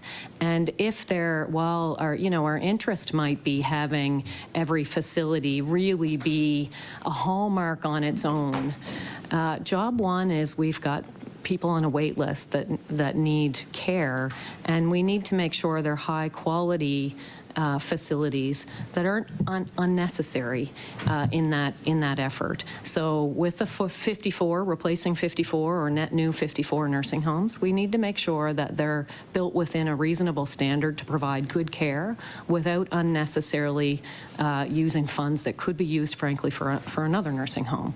So it really is about best needs for the province. Emily LeBlanc. Well, that is a great segue into my question, actually. So I want to just ask a couple questions about the Auditor General's report that came out today. So last year, before when all of the sort of the purchase and whatnot had taken place of the hotel on Hogan Court, a report by the media on the potential adaptation of this facility expressed concerns that the facility would not be able to or could not be adapted to suit the needs of the intended patients, because patients waiting in bed. Patients awaiting a bed in long-term care facility would not be eligible for the Hogan Court facility. even though we're hearing like the whole idea of that facility is to get people out of beds in hospital into a new, a new place. Was the department involved in the planning and site selection process to ensure that it would meet the needs of people waiting for long-term care? Deputy Minister Barbrick. Department of Seniors and Long-Term Care was not responsible for that, and we weren't involved in the development plan at all. MLA LeBlanc. Not involved in the plan. Okay. Today, the Auditor General's report found that the patient profile had indeed been revised to meet the building's limitations. So I'm wondering, will people waiting for long-term care still be captured in this, like in the going into Hogan's, for lack of a better title, Hogan Court? And are you confident that the facility will meet the needs, the unique needs of the population? Deputy Minister Barber. I really can't offer any insight on that project. I haven't actually read the report. I didn't see it in advance. I haven't had time yet today to read it. So I will do that, but there's not much I can offer on it today. MLA LeBlanc with 2 minutes, 20 seconds. 2 minutes, 20 seconds. Yes, all right.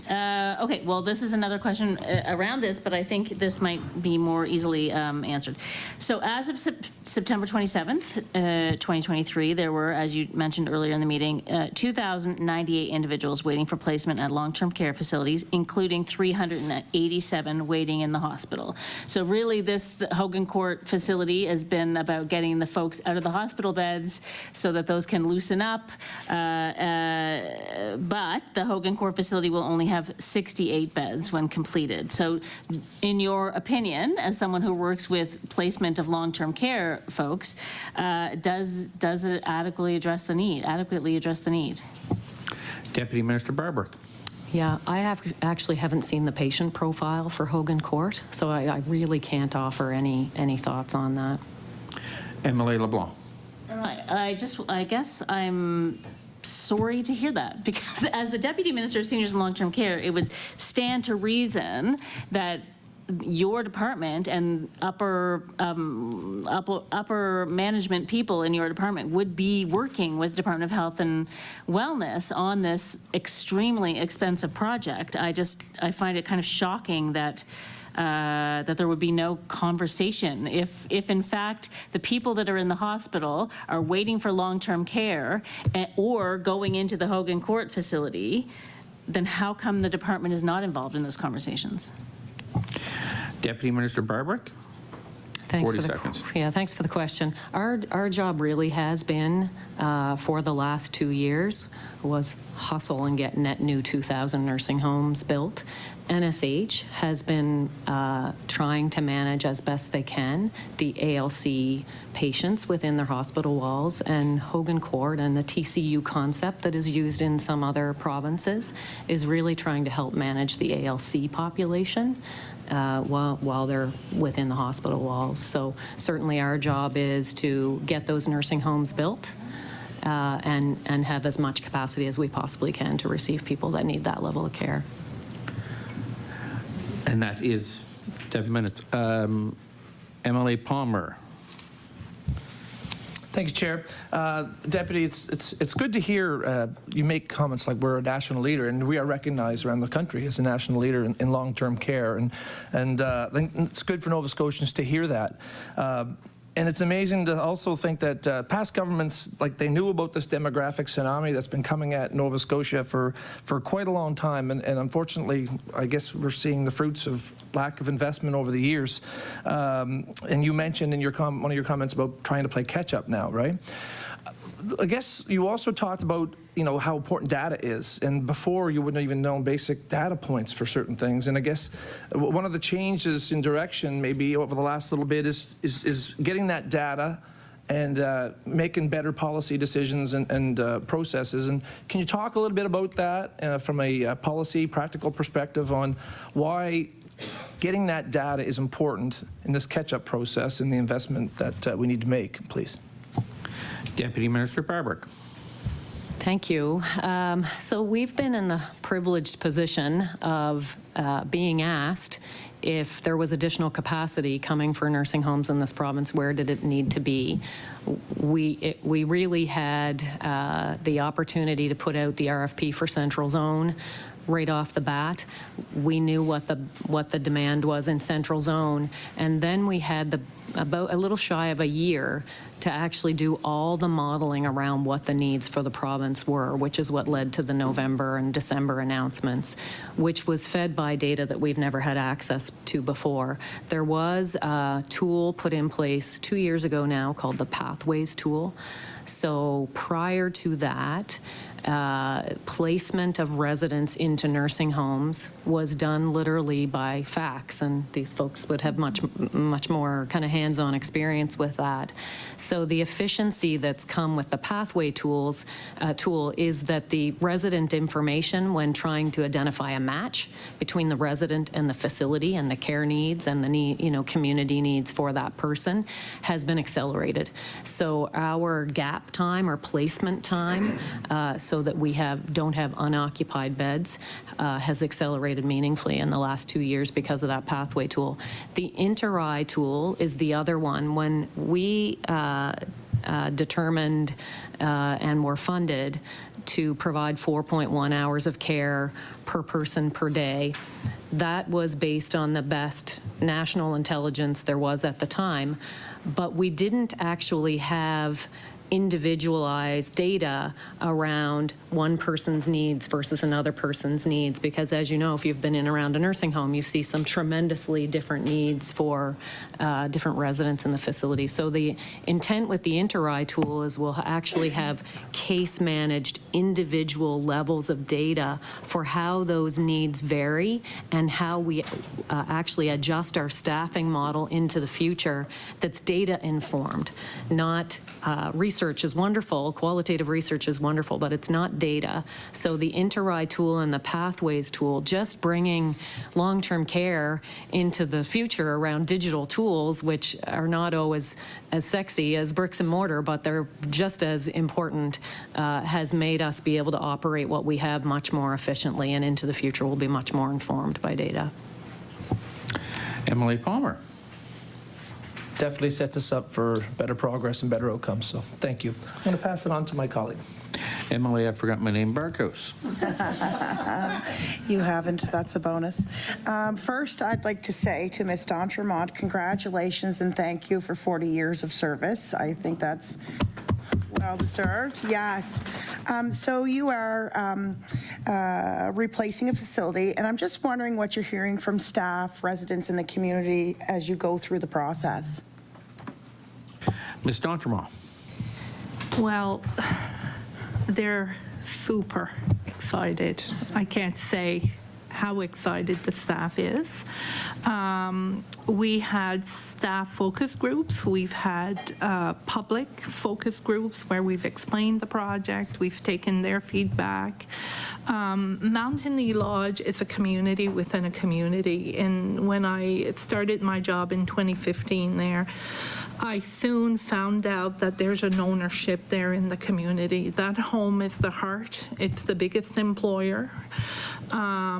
We have staff that have worked their entire career at Mountain Lodge because they love the work and the people. I'll often hear, I'm a lodge girl, I'm a lodge guy, and it's such dedication. I cannot say enough about the staff, my staff, and the staff who work across this province in long-term care. You have to love seniors, the elderly, the very frail, the most vulnerable of our society. So everybody's excited. They cannot wait. I can tell you there is a path in the pavement going up Church Street. People are turning around, including myself, every day. If there's one little thing that goes up, I hear about it.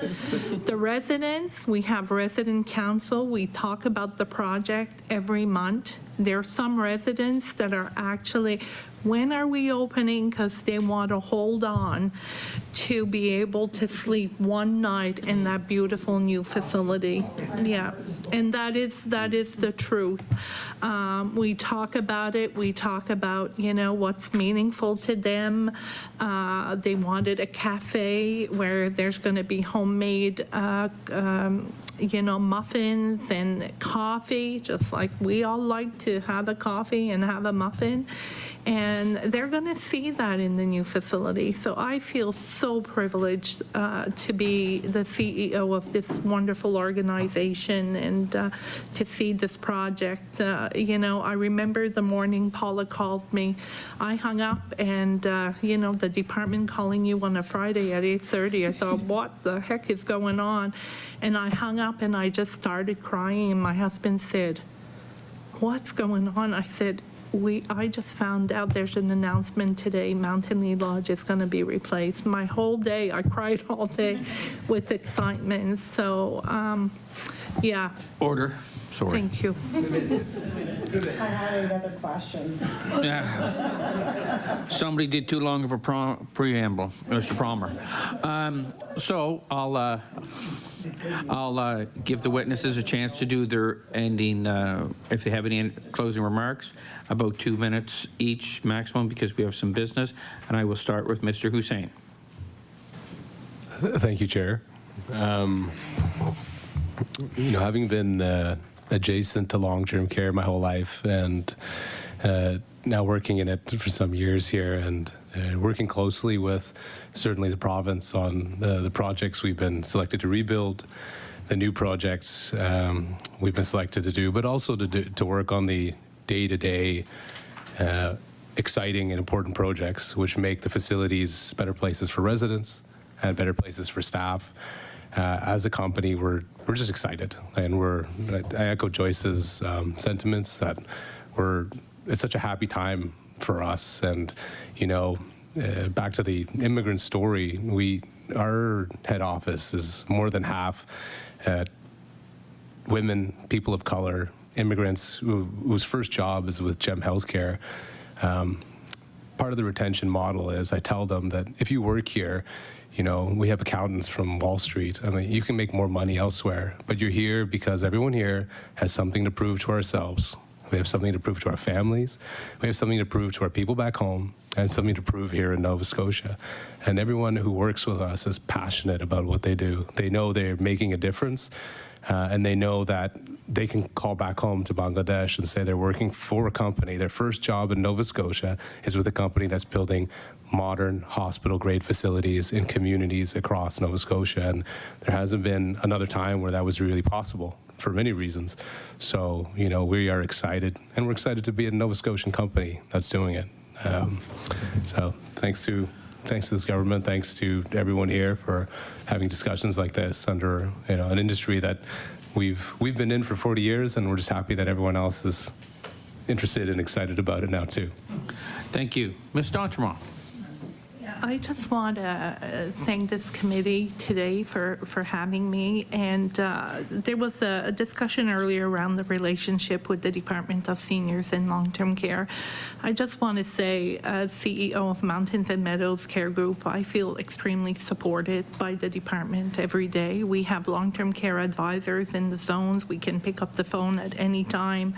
It's just a wonderful relationship. The investments as well in the last 2 years have been just super. We have infection control practitioners now in our sites. We have long-term care assistants. The CCAs are happier because they're getting paid more. Just, it's really coming together for these frail seniors that we have the privilege of caring for. So I just want to thank government as well for the investments that have been made in long-term care. I often say long-term care is a specialty, no different than critical care or emergency nursing or renal or perioperative. It is a specialty, and it's time that we all recognize it as a specialty. You need to be specially educated to be able to work in long-term care. So I just want to thank this committee. It's been a great privilege for me today, and you've all made me feel so welcome. Thank you. Thank you. Deputy Minister Barbrick. Yeah, thank you very much for having us today. These are important conversations. I need Nova Scotian seniors to have confidence in this system. I think of my father and my mother and my in-laws and all of the seniors in my life that I will participate in their care in the future years, and it's critical to me that they have confidence in modern infrastructure that provides dignity and privacy and staff that care and facilities that are adequately supported to provide excellent care into the future. That's really important to me personally, so thanks for the chance to talk about it today. Do you want to say anything, Ms. Langille, before I let everybody go? All right. So we do have a bit of committee business. However, the witnesses are excused. I'm expecting you'd like to take a 2-minute recess. Sure. Okay, so we're in recess for 2 minutes. Be back at 2:46 in your seat, please.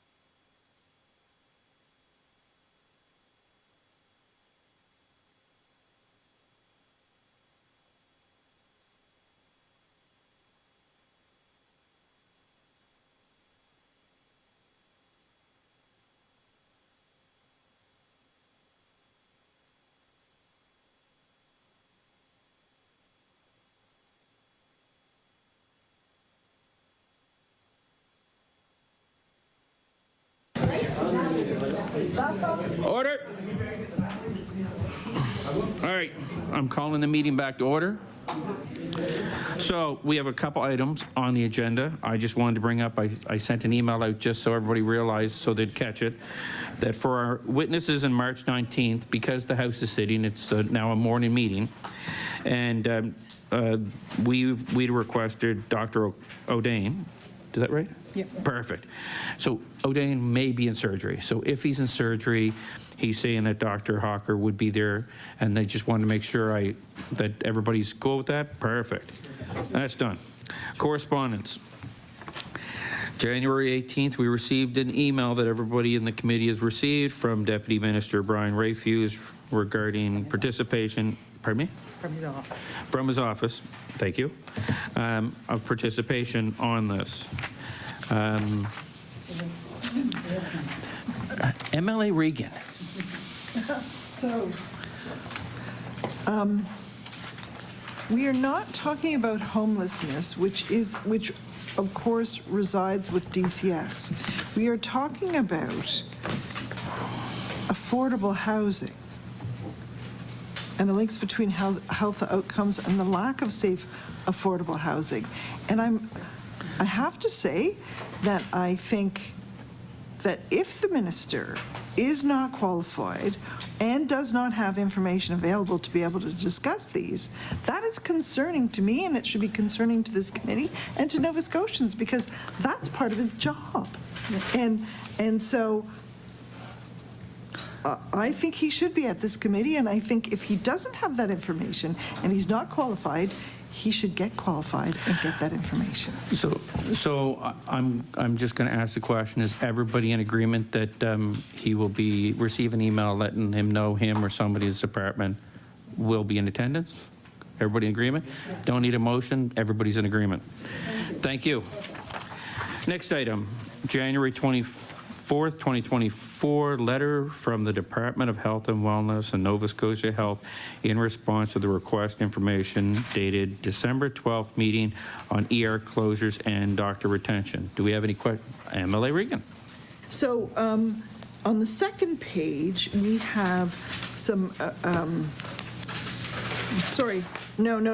first page, the number of physicians who have reduced their practices. It's only from April to December 2023, and that wasn't what I asked for. I asked how many had left. I didn't intend it to be for just a short period. I actually wanted the information from the point that, from when this government took over. And so it's not, to me, it's an incomplete record. Okay, so just a question, because I can't remember. Is it a possibility that we just forgot to tell them the range and we just need to get them to it? I'm just asking for clarity. The question did not give a range. Okay, right? so, all right. So they've arbitrarily added a range in there, and that was not sort of what we were going for. So your request was really from September 2021. Yeah. So I guess then if everybody's in agreement, we'll just follow up onto it. Seeing no no's. Okay, that's it for this one? Yeah. Okay, next item, January 24th, 2024, letter from the Minister of Health and Wellness and the CEOs of the IWK and the Nova Scotia Health in response to a request for the information made at the December 12th meeting arising from discussions at the October 19th meeting of mental health supports for First Nation communities. Any questions or comments on that one? Looking none. February 7th, 2024, letter from Sandra Mullen, President of NSGEU, regarding inclusion in meetings on issues affecting NSGEU members. Any comments, discussion on that? MLA Burrow.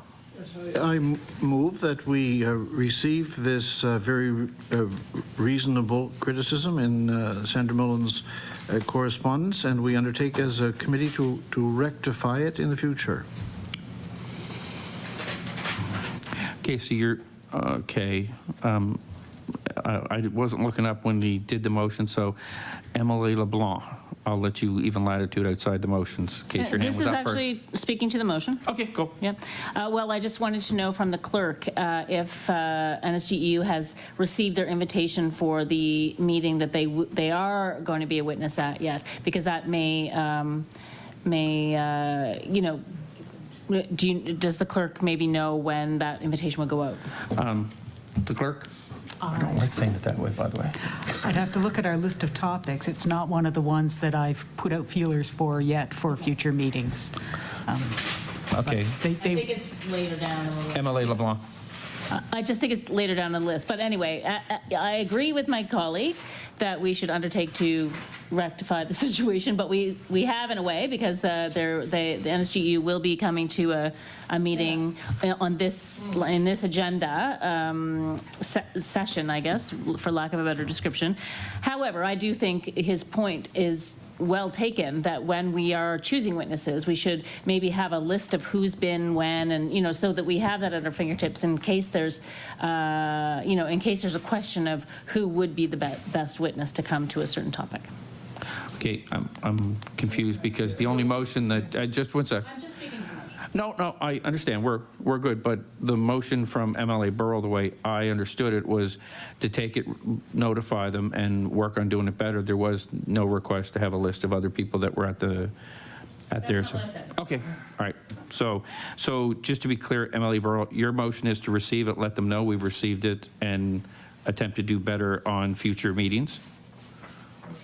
MLA Burrow, I'm just trying to get the, and then I'll get to you, MLA Palmer. I would assume that the letting them know we had received it part had already been taken care of. Okay. Okay. So my motion is just that we receive the correspondence and undertake to address the problem in future that the letter points out. Okay. Thank you. MLA Young then. Thank you, Mr. Chair. I'm just confused a bit by this motion. Sorry, lots of moving parts here. Is the motion saying, is the pretense of this is the NSGEU is inviting themselves as witnesses? No. The understanding of the motion for me, and the mover will correct me because he just helped me out to figure it out, is we're receiving the letter, and as we do future topic selections, we will take their comment into account when we're picking witnesses. Correct, MLA Burrow? Okay, so that's the intent of the motion. It's not a added, and I guess it would probably be good, even though it's not, is to let them know that, by the way, they are for a future one, so they know that. So, okay, hold on. Which one? MLA Palmer. Thanks, and I appreciate my colleague, the motion. I'm just not sure what really it's supposed to do. I mean, whenever we have a opportunity to have topic selection, every single one of us around this table, each caucus can put whoever witnesses forward they want to put forward. So isn't the opportunity for all of us to do that without a motion now anyway, or not? I just don't see the, because whenever we select topics, we all have the opportunity to put whatever witnesses we want into that. So I'm just. It's a good reminder. I would submit that it is a good reminder. It doesn't tie any commend this one or future to do anything. So it's, you know, so for me, that's I believe that's your intent, MLA Burrow, right? It is. It's a reminder as to when we're doing it. So, MLA White. Thank you, Chair. I actually agree with the testament to the letter, to be honest with you. It's an oversight. It's an oversight by all members at this committee. If we miss them, we miss them. My question is it standard practice to reply back to say that we received your letter and we try to do better? Is that a standard practice? Actually, just so you realize, the MLA Burrow corrected me when I misunderstood. They already were told we got the letter. All MLA Burrow is saying is we put it on file, and we're officially saying on future ones, we're going to look better at different witnesses for everything, not just this. Correct, MLA Burrow? MLA Burrow's nodding since I didn't give him the mic. Okay, MLA Young. Mr. Chair, I really apologize, and I don't mean to be digging into the weeds of this at all, but is this like when the committee is taking witnesses into account, we're always looking at the various witnesses that would be applicable to whatever topic that we're going to discuss, right? And it just seems odd to have saying, you know, make sure you consider, like, we consider everybody. I just don't understand the motion. I would just accept this for information, right? It just seems it's practice of the committee regardless. So it's not, I'm against anything, just procedurally I'm confused. Okay. Emily Burrow, did you want to speak to anything on this, since it's your motion? Because I keep speaking for you, which I really shouldn't. No, I think the point of the motion is plain. I said twice what it was. I'd be happy to say it a third time if the chair would like me to. No, but, we've got it twice. I'm not going to make you eat up time. That's all good. I'm prepared for us to have the question. Okay. So, all in question? All in favor? Aye. Emily Young. But we can't just be prepared for the question when we're still in discussion of this. You know, anytime we have various witnesses, this is the first time I've seen a letter like this come through any of the committees that I happen to be part of. And perhaps the clerk could speak of this, a normal practice of things in the past, but it's just something that stands out because it's outside of the procedures of most committees. What's the reply to that? So just order. Order. Clerk. Madam Clerk, Miss, I don't like the clerk just saying that. So. No, he's right. It's not a formality that's normally used in standing committees. So I'd like to amend the motion that. Emily Young. I'd like to amend the motion that we accept this in the same manner we accept other correspondence, which really we shouldn't even need a motion, but I mean, we're just reverting back to the norm practice of the committee. Okay, so the Ledge Council has said that in any event, vote against the motion. It's the same impact of the modification. So, ready for the question? Yes. All in favor, aye. Aye. Contrary, nay. Nay. Motion's defeated. And it's time of adjournment. Yes, sir. The motion was in a tie. How was that? 1, 2, 3, 4, 5 of us voted no. I voted Chair nay. didn't Did you? vote. I did vote nay. Oh, did you? Okay. Yeah. Oh, no, I always vote. Trust me, I don't. Okay. So we got through the business too, which is nice. So we will be meeting again Tuesday, March 19th, 2024, between 9 and 11 a.m. Impacts of labor shortages on the healthcare system. Witnesses: Nova Scotia Nurses Union, Doctors Nurses Union, Nova Scotia Health, Office of Healthcare Professional Recruitment, Paramedics Union, IUOE, Local 227. We are adjourned. Did I do it wrong?